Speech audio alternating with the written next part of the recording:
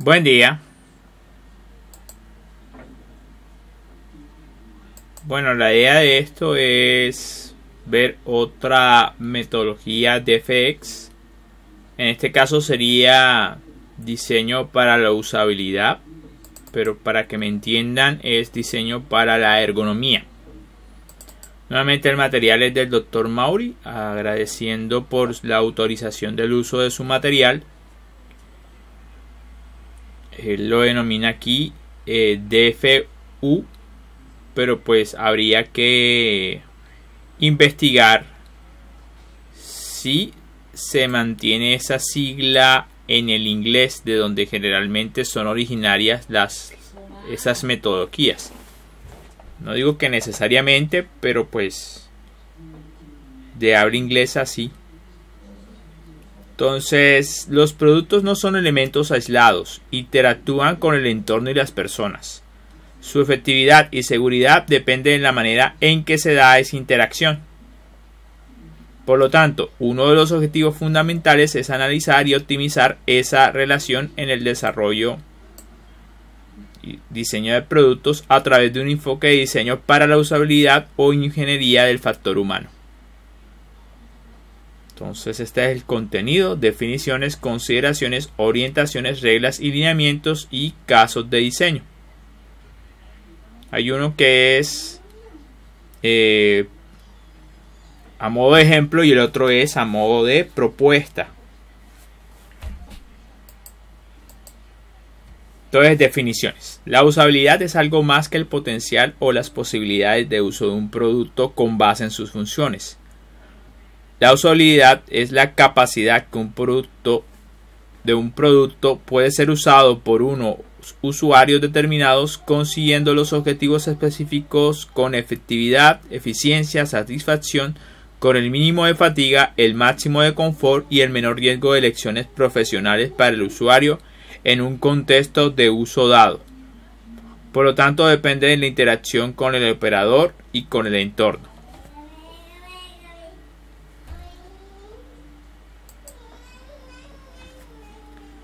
Implicaciones en el DFU. El requisito básico es que el diseño de un producto se deben considerar las capacidades y limitaciones humanas en un contexto estadístico. Por lo tanto, el diseño para la usabilidad se soporta en la fisiología y a nivel de estadísticas en la antropometría.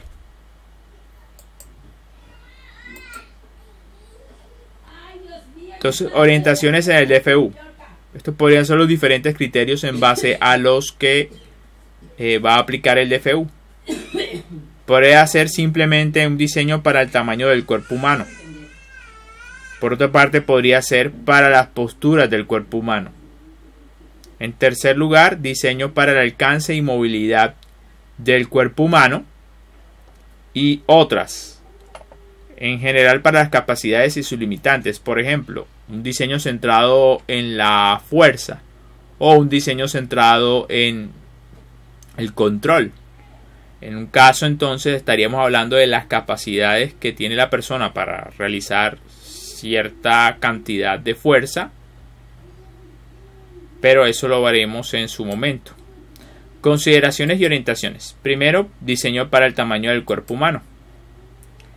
Los productos y herramientas para operación manual deben diseñarse para ajustarse al cuerpo. Una acción de diseño debe ser ajustar la herramienta o la tarea al cuerpo humano. Metodología. 4 pasos deben seguirse para asegurar que la máquina o sistema se adaptará a su operador. Primero, seleccione aquellas dimensiones del cuerpo humano que directamente están relacionadas con las dimensiones del equipo. Por ejemplo, tamaño de las manos, manubrios o manecillas, hombros, chaqueta, caderas, sillas, longitud de la cabeza, casco, altura de los ojos, mueble de computadora, longitud de las piernas, etc. Cada una de las relaciones dimensionales en el cuerpo y el sistema decida si el diseño debe adaptarse a un valor fijo o a un rango de valores. 3. Combine todos los valores de diseño seleccionado en un dibujo, en el modelo virtual o en la maqueta para verificar la compatibilidad física. 4. Determine si un diseño se ajustará a todos los usuarios o si alguna adaptabilidad en el producto se requiere. Bueno, entonces hay algunas medidas que se encuentran tabuladas. El problema es que esas medidas básicamente van a depender de qué país o región se encuentran tabuladas. Así que tienen que tener mucho cuidado de diseñar con esta información cuando de pronto las personas para las cuales usted va a diseñar la máquina o el producto pues son latinas, que obviamente no van a tener las mismas dimensiones que por ejemplo alguien de Estados Unidos. Entonces aquí la información se la presenta en términos, aquí está hablando de diferentes estaturas, del piso a, esta sería la estatura total, pero del piso a los ojos, del piso a los hombros, del piso a los codos, del piso a las muñecas, etc. Encontrará entonces que está expresado en forma de percentil. El quinto percentil, 50avo percentil o 25 percentil. Básica, y también la desviación estándar. Lo que mencionan acá es que básicamente las medidas del cuerpo humano tienen una distribución normal o gaussiana, que pueden describirse estadísticamente en términos de la media y la desviación estándar, asegurándose que un determinado número porcentaje de la población está considerada en el diseño. Entonces algo así como promedios de la población 95% más frecuente, el 50% más frecuente o el 5% más frecuente. Recuerden que la distribución gaussiana básicamente es una campana, donde en el centro estaría lo más frecuente y en los extremos lo menos frecuente. Entonces en el centro estaríamos hablando principalmente de esto, 95%, y el 95avo percentil, 5avo percentil. Entonces ahora estas medidas son para adultos de Estados Unidos. Hay unas medidas de la persona de pie, unas medidas de la persona sentada, los percentiles y la desviación estándar. Está separado por un signo de división, slash, que separa las mujeres de los hombres.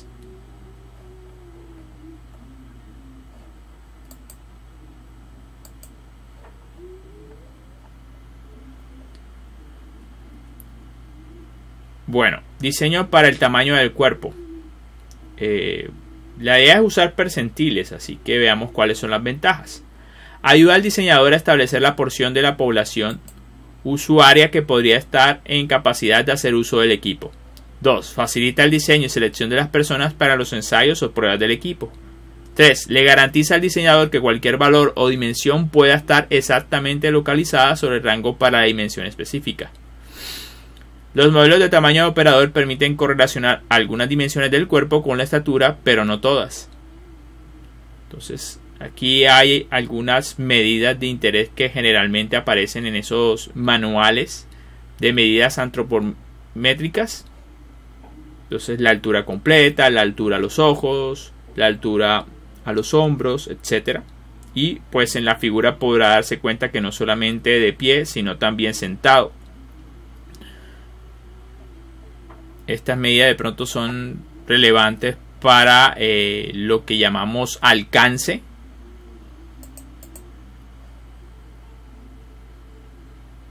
Unos datos para adultos, obviamente expresados en términos de percentiles y desviación estándar.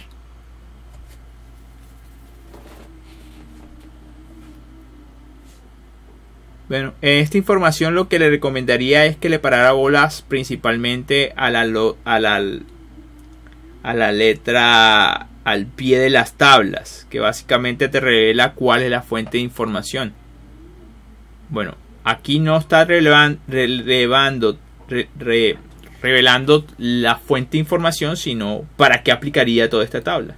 Dice, adultos con edades entre los 19 y los 65 años. Todas las dimensiones en milímetros, excepto el peso del cuerpo, que está a 20 kilogramos. Pero aquí sí proporciona entonces la fuente de la información.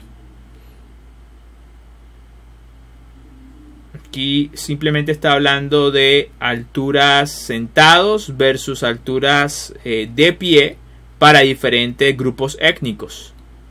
Entonces aquí hablan de europeos, incluyendo muestras de descendientes de europeos, indomediterráneos, lejano este y africanos. La fuente de Taylor and Francis. Bueno, eso es básicamente para el diseño para el cuerpo humano. Está otra posibilidad, que es el diseñar para la postura. Aquí lo que importa más son los ángulos, más que las distancias. Veamos.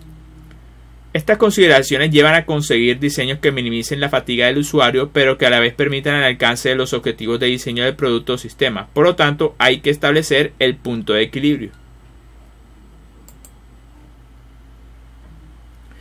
Dentro de las posibles posiciones del cuerpo, las que menos implica consumo energético es acostado, siguiendo sentado y por último de pie. Sin embargo, el grado de movilidad es inverso al orden anterior. Posición ideal. La posición ideal debe conseguir el punto de equilibrio entre la fatiga del operario y la ejecución de las funciones y el desarrollo de potencia requerido por parte del operario.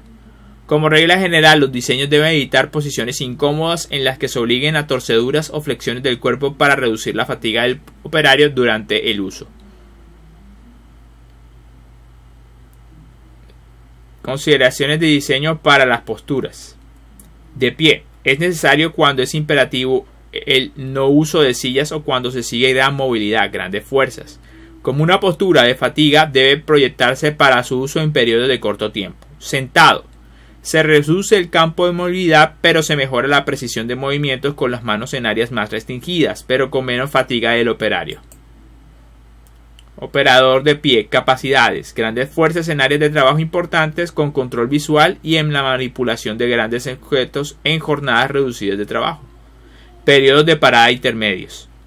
Entonces, bueno, aquí vemos unos ejemplos de labor de pie.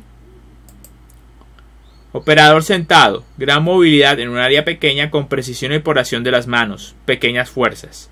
Tipos de trabajo. Operación de controles con las manos y los pies.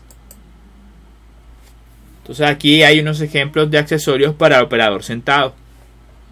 Anteriormente, para operador de pie, básicamente una mesa o qué tan largo está de pronto un dispositivo del otro para que él no tenga que estirarse mucho.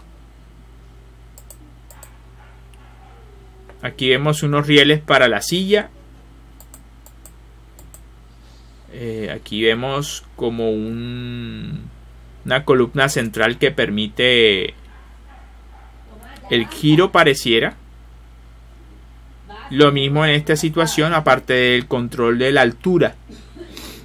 Aquí también hay un control en la altura, pero solamente directamente del asiento. En cambio aquí desde el soporte principal. Aquí hay una acción de una silla que puede rotar por medio de una rótula.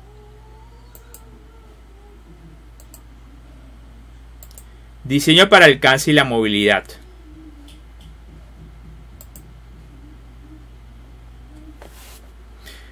Alcance. Se entiende por alcance la habilidad o campo que tiene un operario al extender sus brazos y piernas, extremidades con el fin de tocar y manipular un control. Movilidad. Se refiere al grado de rango de movilidad que puede ser alcanzado por una articulación. Reglas de diseño. Debe proyectarse las máquinas para requerir las acciones de operario dentro de su alcance o zona de movilidad y a la vez donde ello le resulte más cómodo. Los grados de libertad y sus rangos de movimiento son dos parámetros con su distribución estadística que deben considerarse en el diseño de los sistemas o productos. Bueno, esta es una idea de qué es lo que importa en este tipo de diseño. Digamos que este es un operario que en ese caso particular va a operar sentado. La idea es que los controles están a su alcance, pero que también sea cómodo de operar. Entonces, por ejemplo, aquí hay algunas recomendaciones. Que el asiento trasero o el espaldar debe tener una inclinación de 13 grados con respecto a la vertical.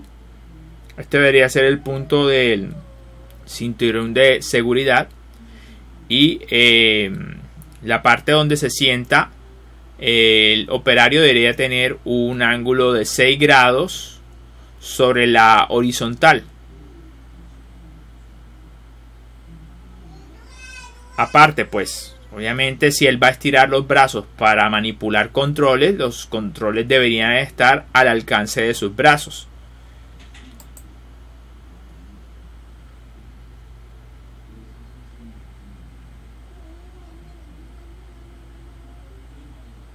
Bueno, estos son otros gráficos pensados para operadores sentados. Entonces, aquí anteriormente hay unas líneas que representan la distribución porcentual de las diferentes poblaciones. Líneas continuas básicamente van a representar a continuación el 5avo percentil. Líneas de esta forma van a representar el 50avo percentil y estas líneas con puntos van a representar el 95avo percentil. Entonces, a continuación, pues aquí se habla acerca de un plano horizontal, el cual vamos a estar viendo desde arriba. Entonces, esto representa los 360 grados alrededor del asiento del operario, ¿sí? De 15 grados en 15 grados, 15, 30, 45, 60, 75. Esto es un dibujo a escala.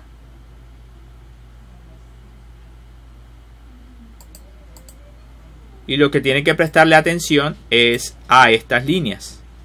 Dependiendo de si están punteadas o continuas, básicamente lo que van a representar es el alcance que tiene el operario de frente, por así decirlo. Tener en cuenta su posición. Entonces, aquí la tenemos para hombres y el que está del lado izquierdo para mujeres, que obviamente puede cambiar. Entonces, lo que hay que concentrarse es en esto. Según esto, entonces, básicamente las mujeres tienen un menor alcance o menores radios de alcance.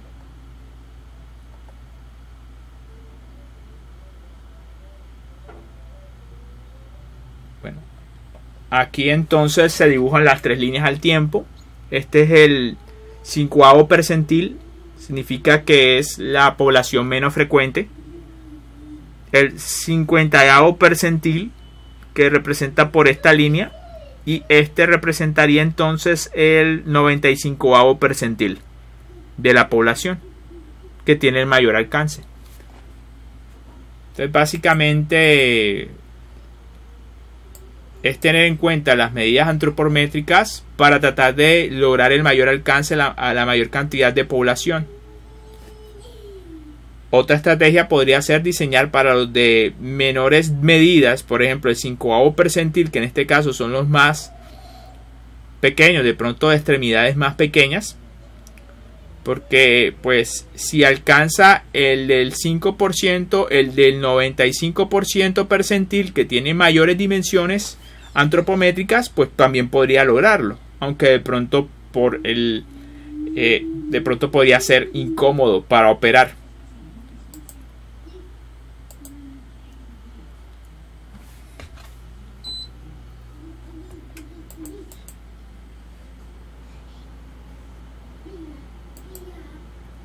Más ejemplos.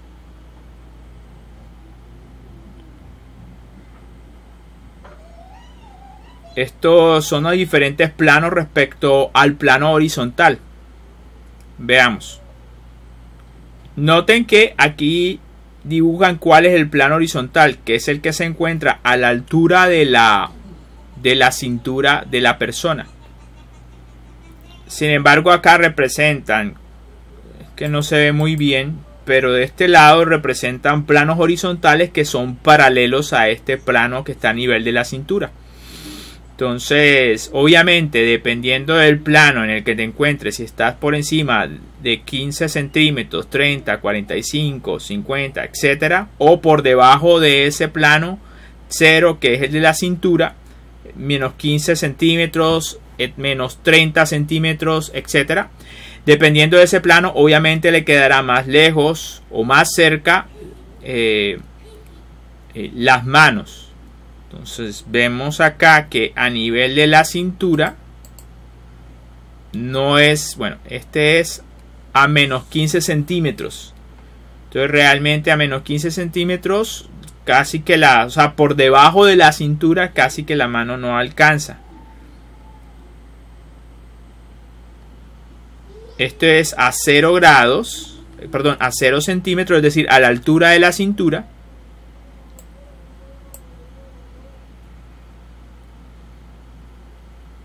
Y es lo mismo, pero para la mujer, lo que tenemos de ese lado. Lo que viene a continuación básicamente es a 15 centímetros por encima de la cintura, y vemos cómo va ampliándose el rango de lo que puede alcanzar la persona con sus manos. Entonces,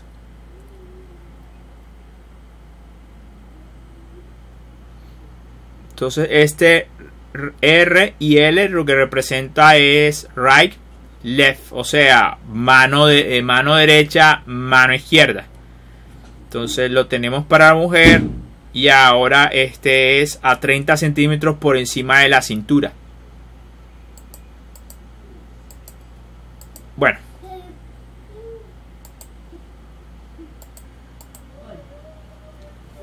listo. Otra tabla que muestra la movilidad de las uniones del cuerpo humano expresado en términos de grados. Aquí habla nuevamente de el percentil, 5avo percentil, 50avo percentil o 95 percentil, mujer y hombre, y las diferencias que se pueden presentar entre mujer y hombre. Aquí solamente están presentando las diferencias entre el 50avo percentil. Entonces, vuelvo y repito, siempre tienen que tener cuidado al usar este tipo de información, porque dependerá entonces de para qué tipo de población aplicó. Estas, la mayoría que he visto hasta ahora, excepto la que habla de grupos étnicos, está para Estados Unidos, y aquí no veo dónde está, de qué país de origen están estos datos antropométricos. Entonces, bueno, aquí van a hablar de otras orientaciones. Hasta ahora hablamos de diseño para el alcance y la movilidad, diseño para la posición, que si estaba sentado, que si estaba de pie, y el diseño para las dimensiones del cuerpo humano, que era básicamente tener en cuenta las dimensiones antropométricas de la persona para diseñar las dimensiones de la máquina. A continuación se van a hablar entonces de otras orientaciones para diseñar teniendo en cuenta la usabilidad o ergonomía. Entonces, diseñando para fuerza y potencia humana. Tener en cuenta que en términos energéticos el cuerpo es muy ineficiente en la ejecución de trabajo físico, 5%. Se debe atender en el diseño lo siguiente. Consideraciones. Las máquinas deben diseñarse para reducir los esfuerzos del operario durante el uso. Si los hay, deben considerarse para pequeños periodos de tiempo. De un operador se obtienen las máximas fuerzas con su pie cuando presiona con él sentado. Por el contrario, las acciones de las manos son más débiles que las del pie, pero más precisas y fáciles de controlar.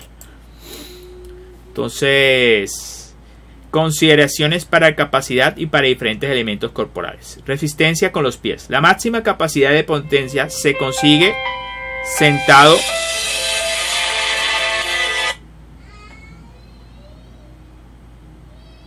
Me disculpan.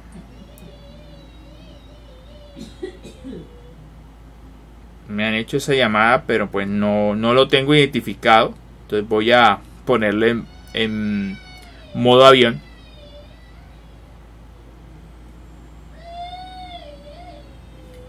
Listo.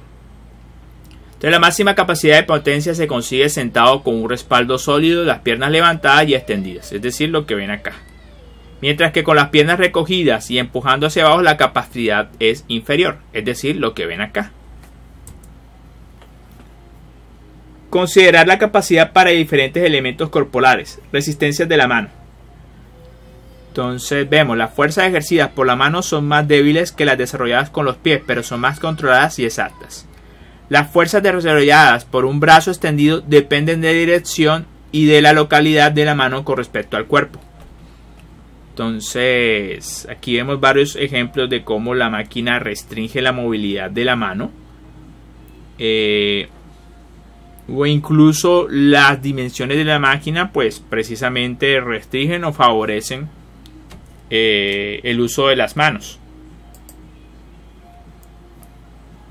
Entonces, en cuanto a resistencia con las manos, las fuerzas ejercidas con las manos en diferentes posiciones y ángulos del codo se encuentran aquí estipuladas.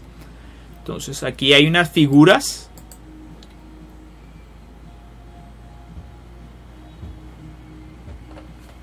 que básicamente indican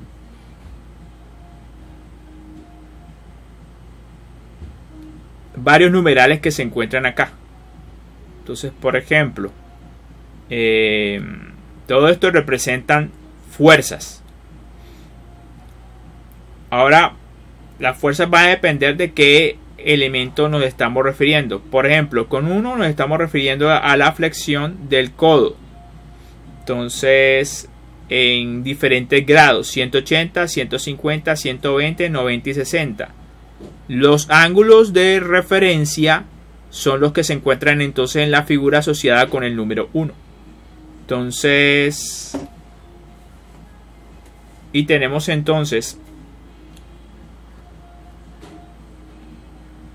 adicionalmente las fuerzas ejercidas dependiendo como de la función.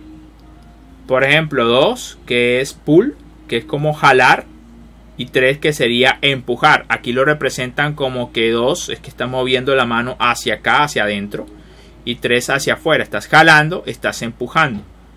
Entonces, para cada situación te proporcionan cuáles son los valores de la fuerza para la mano izquierda y derecha. Para 2 y para 3. 4 y 5 van entonces a representar las fuerzas que pueden desarrollar la mano cuando va de subida o de bajada, como indica esta figura. Otra vez para la mano izquierda y para la mano derecha.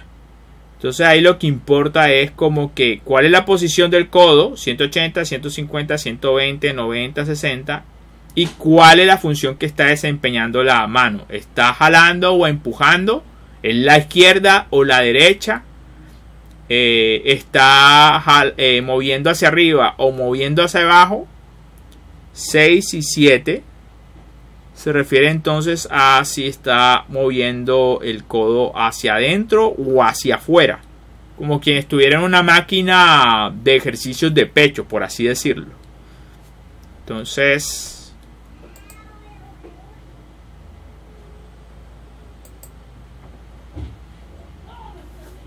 esta es otra información de fuerzas desarrolladas, pero cuando la posición del cuerpo está de esta forma. Entonces,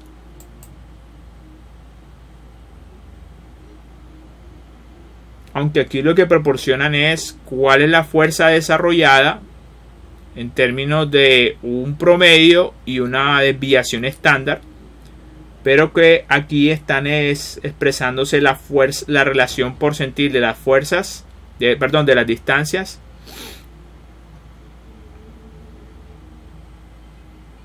con respecto a los hombros. Entonces, para este caso,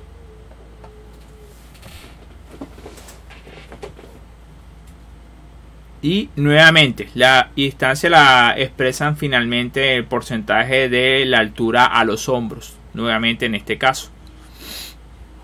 Entonces las cargas cuando se emplean ambas manos o cuando solamente se está utilizando una sola de las manos. Aquí sí lo tiene separado por hombre y mujer. No habla en términos de desviación estándar y fuerza promedio.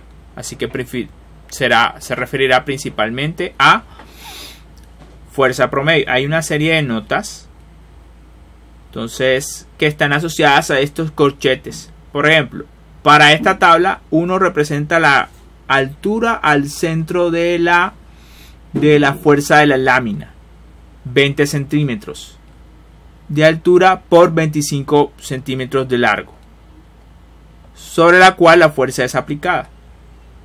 2. La distancia horizontal entre la superficie o vertical y la superficie vertical opuesta. O sea, básicamente te está dando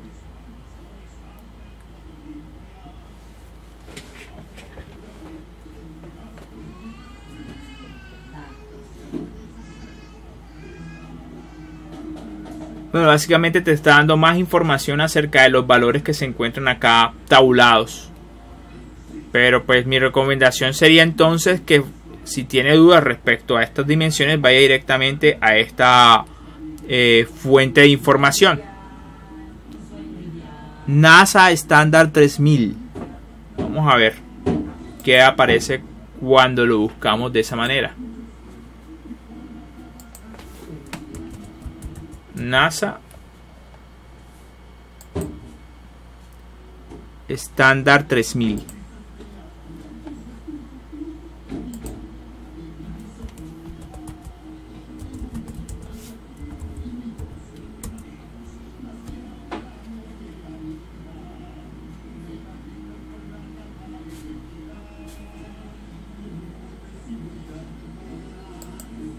Vamos a ver qué aparece.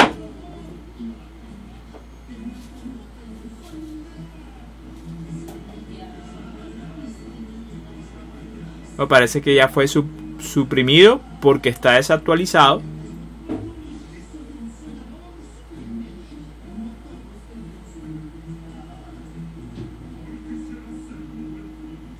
Pero básicamente se refiere a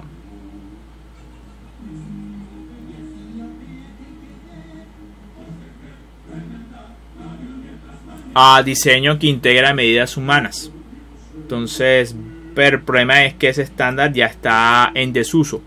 Es probable que de pronto sí esté disponible por ahí, pero obviamente como son desactualizados, la recomendación es siempre emplear estándares actualizados. Hay en script, entonces de pronto está disponible, pero habría que pagar. Entonces, bueno, mejor dicho, nada más contamos con esta información y la que usted pueda conseguirse por sus propios medios.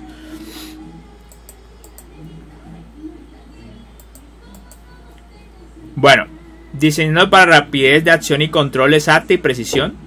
La decisión de la fuente de potencia. Bueno, este es otro tipo de diseño, porque los anteriores estaban pensados para considerar la fuerza y la potencia humana.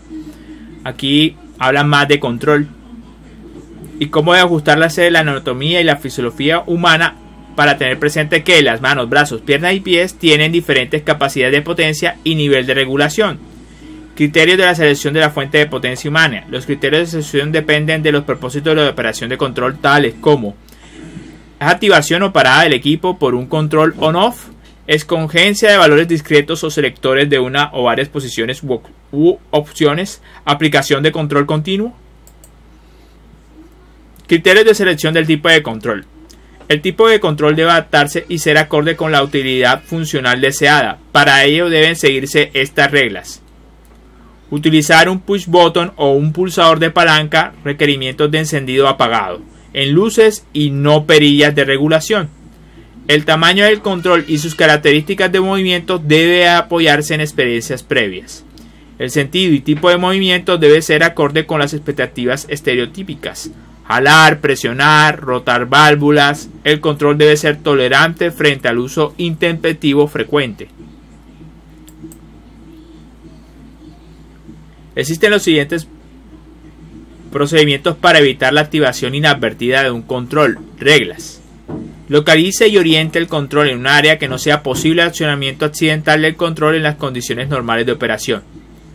Resguarde el control adecuadamente con orificios o barreras si es necesario. Coloque guardas, pines o fusibles mecánicos que actúen antes de que el control se active si es necesario. Introduzca fuerzas de disipación que impidan la activación accidental. Provea medios de retardo para impedir la activación accidental. Tenga en cuenta si las anteriores medidas afectan la seguridad del sistema. Entonces aquí hay una tabla del control de movimientos y efectos esperados. Entonces habla acerca de cuál es la función: prender, apagar, derecha, izquierda, raise como incrementar, lower es como bajar, extender, retraer, incrementar, decrementar, abrir una válvula, cerrar una válvula. Entonces aparecen unas numeraciones con respecto a los posibles movimientos: arriba, abajo, con el sentido de las manecillas. Esto creo que es hacia adelante, abajo, izquierda, atrás, en sentido opuesto, jalar, empujar. Entonces aparecen unos números. Entonces en 1 básicamente dice que es lo más preferible y 2 es lo menos preferible. Entonces si vas a encender, en esta fila podemos ver las posibles opciones de movimiento a realizar si vas a hacer un movimiento para encender algo. Hacia arriba, moverlo hacia la derecha, sentido de las manecillas de reloj. Forward es como hacia adelante. 2 es como sacudir. Vamos a ir de rapidez a consultar. Squeeze. Traducción, vamos a ver. Estrujar. Bueno, dije que era como sacudir. Entonces básicamente en donde encontrarán 1 es para una operación de control el movimiento sugerido. Esto va de lo mismo básicamente.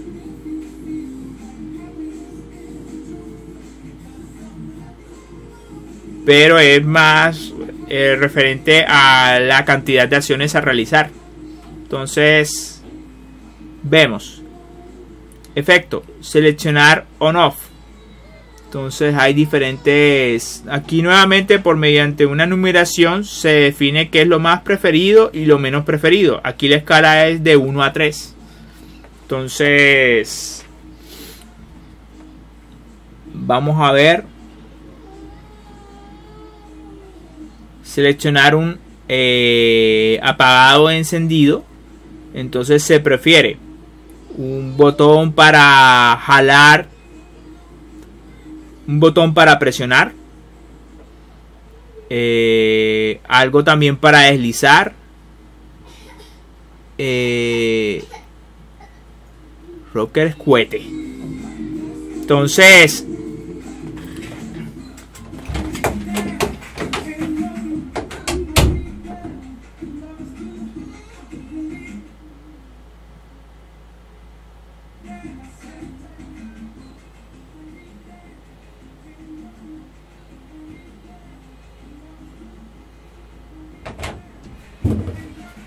me disculpan, está bajando el volumen.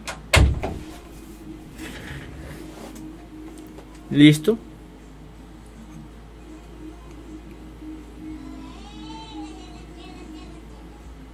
Bueno, entonces al menos para el caso de prender o encender, pues unas recomendaciones como el tipo de obturador o botón.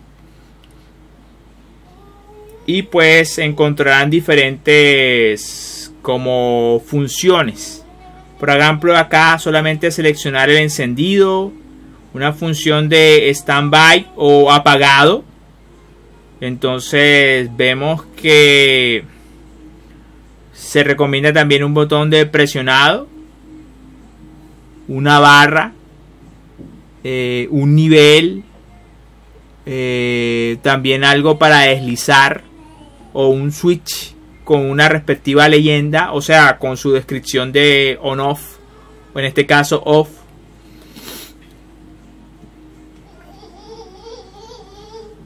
Veamos esta parte, es seleccionar una función de muchas relacionadas. Entonces para esto se recomienda también un botón de presionado, pero también se emplea un rocker switch. Vamos a ver qué es eso.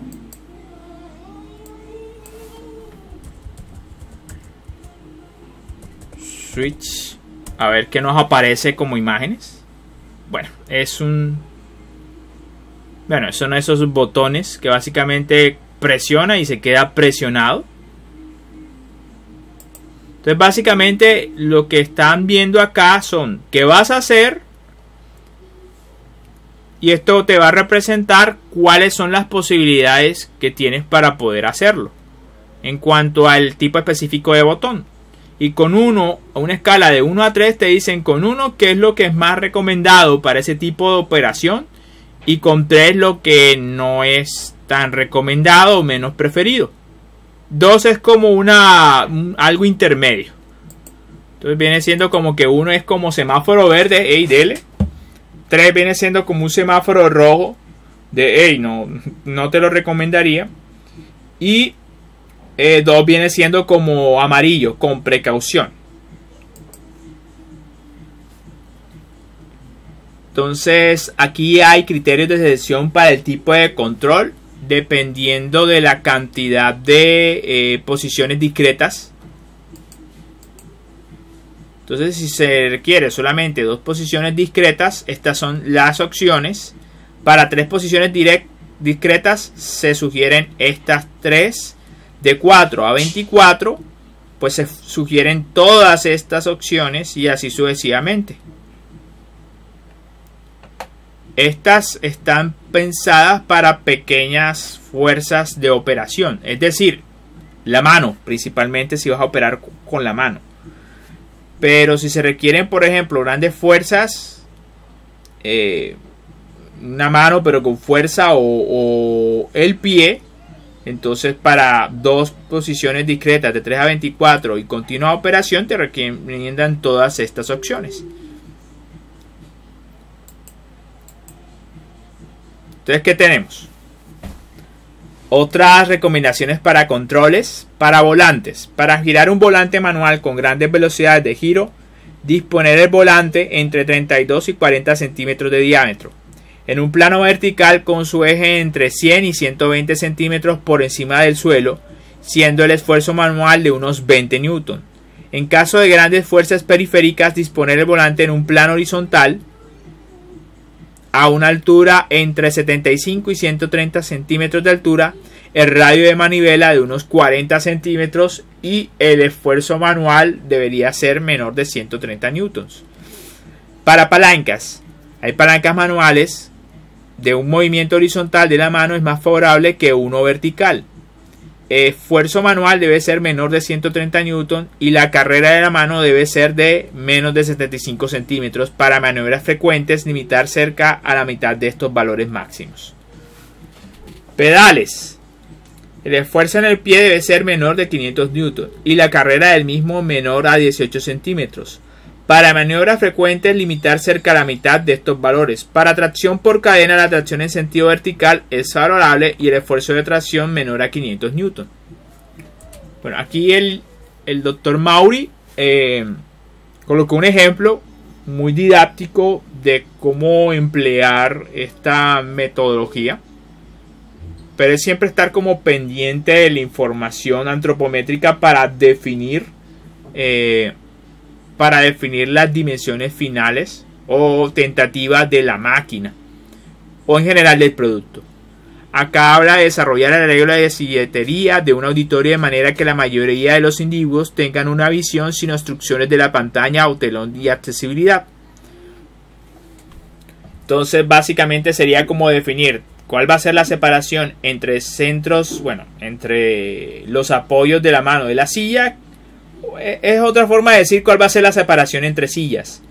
Y cuál debería ser la diferencia o inclinación sobre la que están empotradas las sillas para que no vaya a haber una obstrucción. Entonces vamos a ver lo que se describe acá. No en la figura, sino lo que se describe textualmente. Desarrollar el arreglo de la silletería de un auditorio de manera que la mayoría de los individuos tengan una visión sin obstrucciones de la pantalla o telón y accesibilidad. En este caso, pues, la situación más crítica es colocar una persona alta acá en la silla de adelante y en la silla de atrás una persona baja. Acá decidió colocar un hombre, pero las medidas de un hombre con que pertenezca al 95º percentil, es decir, un hombre promedio o un hombre que es lo que normalmente encontrarías en la población. Y aquí tienes a una mujer del 5º percentil. Generalmente las mujeres son más bajas que los hombres y del 5º percentil suelen ser más bien más bajitas. Entonces esto va a ser la mujer más bajita con el hombre no más alto, sino al menos el promedio. Entonces, con eso entonces se tiene esta tabla antropométrica de las medidas de la persona sentada. Entonces, por un lado tenemos hombres, que con eso vamos a definir las dimensiones del de adelante, y las mujeres, que van a ser la persona de atrás. Pero como esto se expresa en percentiles, pues el del hombre se va a tomar las medidas del 95º percentil y las mujeres el de 5º percentil. Entonces la diferencia entre las dimensiones de altura se deberían tener en cuenta la del hombre. Vamos a ver qué tomaron en cuenta. La del hombre 975. La medida número 8, que es la altura de sentado, 975. Sí, 8 es es decir, la altura desde donde está sentado hasta la parte más alta de su cabeza. Entonces en ese caso tenemos es de aquí a acá. De aquí a acá. Esa es la medida que tenemos. 975 milímetros. Para la mujer,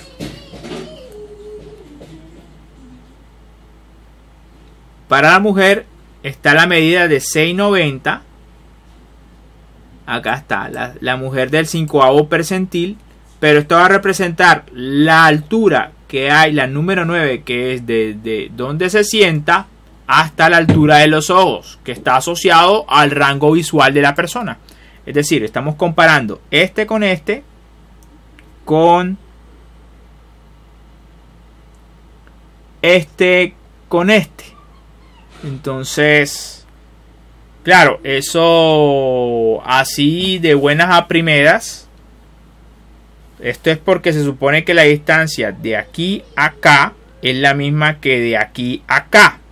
Entonces, pero bueno, hay que definir básicamente la inclinación.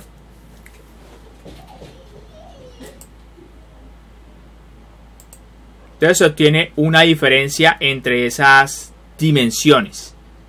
690 y 965, entonces da una diferencia de 285 milímetros. La distancia entre cinta, entre sillas, se tomaron distancia entre centros. Entonces, básicamente aquí está teniendo en cuenta la longitud de las rodillas. Listo, vamos a ver de dónde sale esto. 650 y 515. Esta es la longitud de las rodillas. Vamos a ver.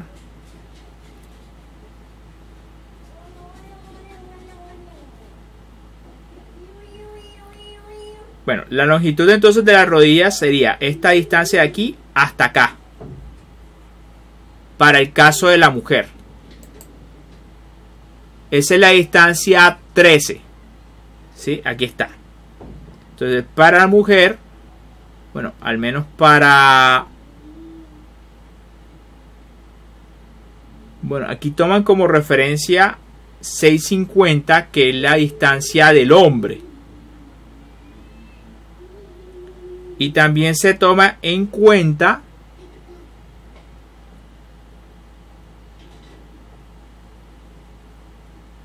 una distancia de 515,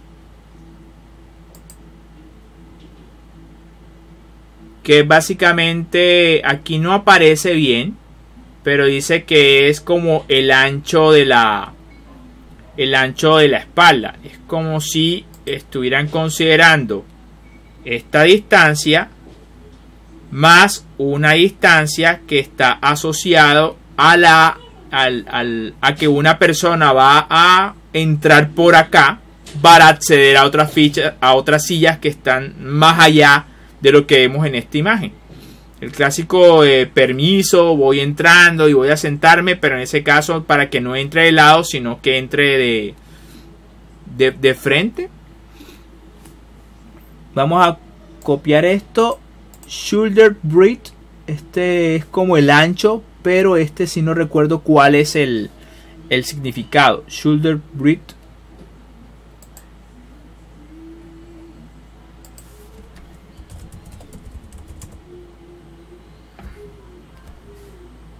A ver qué significa combinado.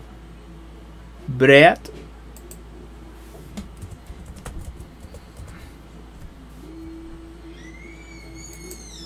Vamos a ver qué aparece como imagen. Sí, obviamente es la distancia entre... Es de la espalda, básicamente, el ancho de la persona. Pues estamos asumiendo en ese caso que va a haber una persona que vaya a entrar acá para posicionarse en las sillas que están más allá o más acá. Entonces se suma esa distancia más eso. También debería tenerse en cuenta esta distancia que hay de aquí a acá.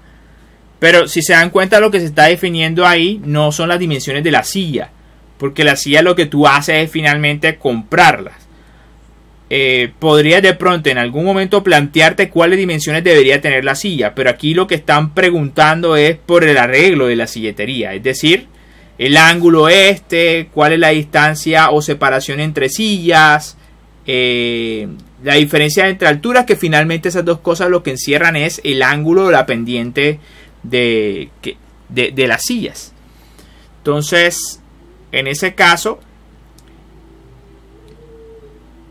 el ancho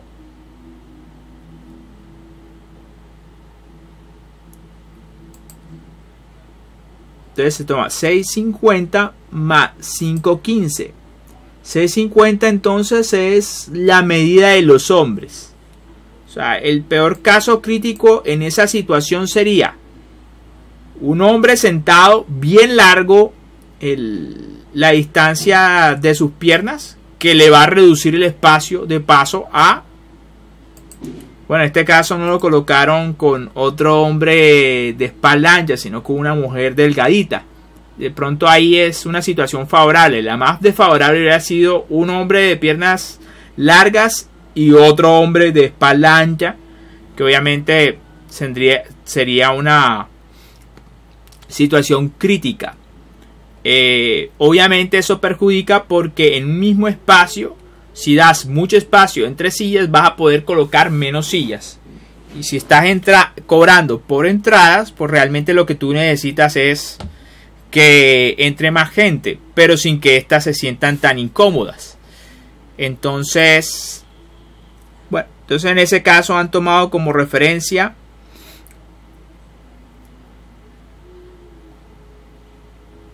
las piernas de la persona sentada, pero en este caso un hombre del 95º percentil.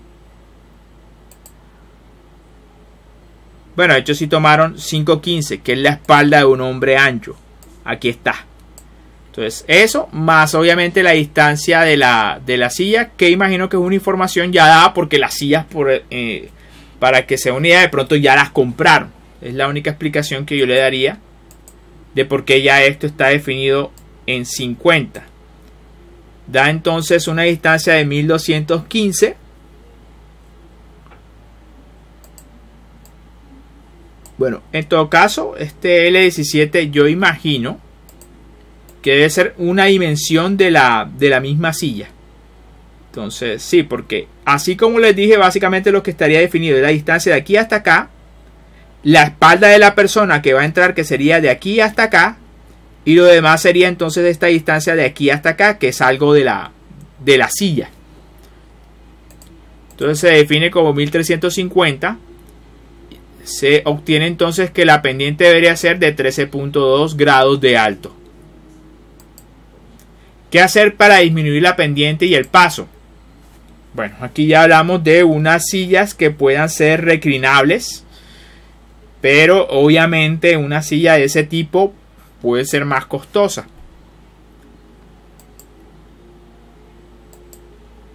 Bueno, aquí hay una actividad propuesta por el doctor Maury, pero pues nos da una idea de en dónde se le puede sacar el jugo a este tipo de metodologías que están centradas en las dimensiones del cuerpo humano. Debido al desastre ocurrido en el Challenger, la NASA ha decidido incluir la capacidad de escape del personal mediante un compartimiento de lanzamiento para cada uno de los astronautas, utilizando lanzaderas individuales.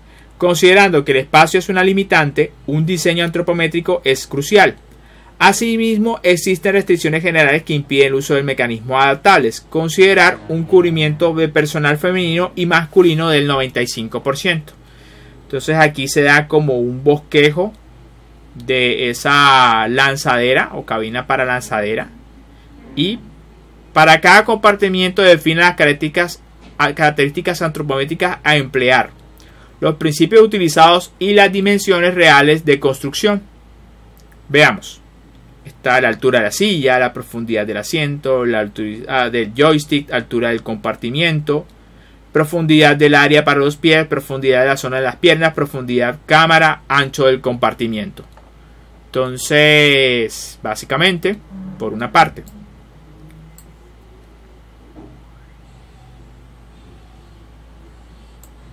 Bueno, se acabó básicamente esa presentación. Entonces, lo que voy a hacer a continuación es hablarle de en dónde puede encontrar ejemplos de los que les voy a suministrar mediante tesis desarrollados acá en el programa de Ingeniería Mecánica Universidad del Atlántico. Yo creo que eso cabe en el mismo video, como para proporcionar otros ejemplos adicionales a los del doctor Maury. Entonces, y para no tener que dividir el video en varios. Entonces, lo va a encontrar aquí donde dice ejemplos de tesis de diseño. Básicamente en donde encuentre la sigla DFU y verificando principalmente en dos casos en donde lo puede constatar. Acá donde dice, bueno, este es una tesis desarrollada por compañero y mi persona.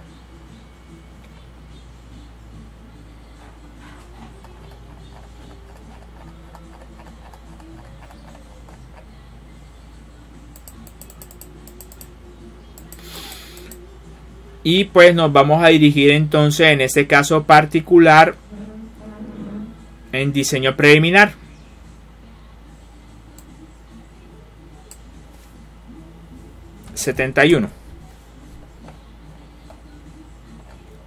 La parte que está concentrada en diseño para la usabilidad es esta.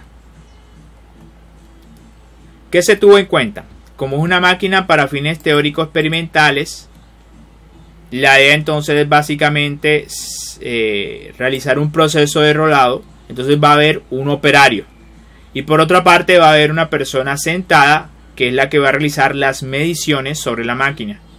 Entonces se tuvo en cuenta las dimensiones de la máquina para que fuera ergonómico para las dos personas, tanto para el que la va a operar como para el que lo va a hacer las mediciones. Entonces, ¿qué se tuvo en cuenta? Por ejemplo, que esto estuviera a la altura de la cintura de la persona y que esta persona realmente no va a estar ubicada respecto a la máquina acá, sino que va a estar de espaldas parada sobre la máquina. También se tuvo en cuenta que los diferentes elementos de operación de la máquina fueran de fácil alcance para la persona. De pronto ahí lo más complicado es la parte de accionamiento de la bomba hidráulica, pero según recuerdo la idea era que la persona que fuera a tomar las mediciones, que estaba sentada de este lado, entonces podía operar fácilmente eso, ya que él estaba sentado, entonces le quedaba más fácil accionar esta palanca que a esta persona que entonces le tocaba agacharse y entonces operar esto. Básicamente sería eso. Entonces las dimensiones, es decir, el ancho de esta máquina pensado para la persona que iba a realizar el experimento, y la altura de la máquina o qué tan lejana estaba del piso para que le quedara más fácil a la persona operar e insertar la lámina, sacar el cabezal. El detalle no se encuentra acá, pero lo que recuerdo es que si consideramos las medidas antropométricas, en este caso las de nosotros mismos, consultamos unas medidas y nos dimos cuenta que nuestras medidas eran alrededor del promedio de la población. Entonces empleamos las medidas de nuestro cuerpo para ver qué tan cómodo sería operar esta máquina con unas dimensiones cercanas a las de nuestra o ajustadas a las de nuestro cuerpo. No tiene más realmente. En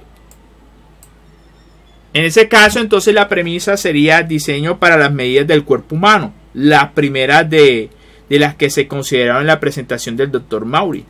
Recuerden, había otras para la posición y habían otras consideraciones para la alcanzabilidad. Es posible que eso también se pueda aplicar a ese caso particular que les mostré. En este banco de vibraciones, aquí sí es más fácil colocar ergono, pero vamos a ponerlo con minúscula. Definitivamente el aspecto de ergonomía fue considerado como requerimiento y especificaciones. Incluso durante el QFD, la parte ergonómica está relacionada con la altura de superficie de trabajo, principalmente. También un poco con el ruido, pero si se dieron cuenta, esta parte de usabilidad se concentra en las medidas de la máquina respecto a las medidas de la persona.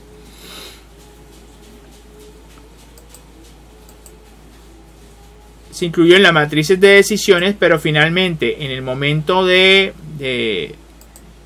puntualizar, diseño de la perilla y indicador de desalineamiento. Se toma en cuenta la referencia 36 y 37 para dar unas dimensiones al diámetro de la perilla y la profundidad de esta. También acerca de un dial se definieron las dimensiones de los diferentes obturadores, precisamente para tener en cuenta las medidas ergonómicas y que fuera más cómodo.